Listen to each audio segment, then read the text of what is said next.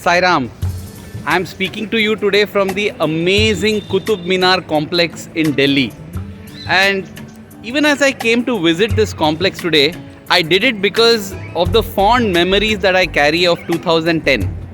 That was the year when we all had travelled to Delhi with Swami, and Swami had actually sent us to visit this beautiful Qutub Minar complex. I'm right now standing in front of the Alai Minar. This was an ambitious project started by Alauddin Khilji, and he wanted to do something taller than the Qutub Minar, but of course he died midway and nobody else continued it after him. You know, death is so uncertain, and that is why Swami says, always remember two things. That is, one, God, second, death. We plan so many things assuming that we'll live forever. Many of our projects remain like this Alai Minar.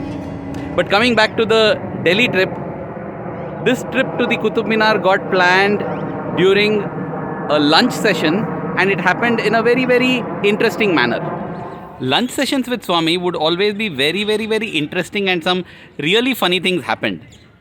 But possibly I'll keep a separate video for that.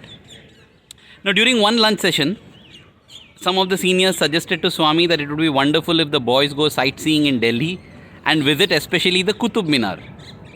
But can you believe it? All of us collectively in our minds sighed and said, no Swami, we don't want to go. Because when you're with Swami, nothing else feels attractive. You don't feel like seeing anything else. You can hear this flight flying above me. That is the plane of existence we are when we are with Swami. From such a level, you'll never want to come down at all. So in our minds, we protested. We were like, no, Swami, we don't want to go to the Qutub Minar.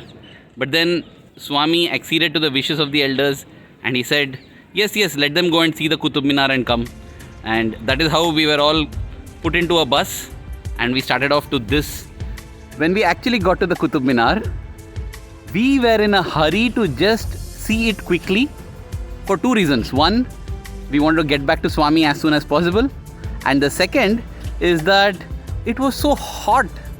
And so we quickly finished seeing the Qutub Minar. We took some photos, and these photos also were mainly as memories that possibly we can speak about to Swami with, and rushed back.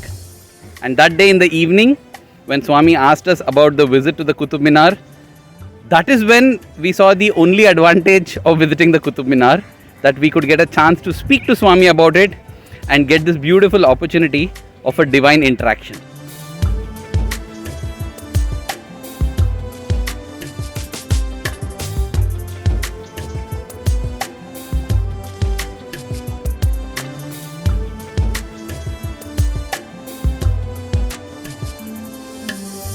Having gone through the entire Qutub complex now, of course with the joy of remembering Swami, the only thing I can conclude, dear brothers and sisters, is that anything that gives us lasting joy is that which is associated with Swami.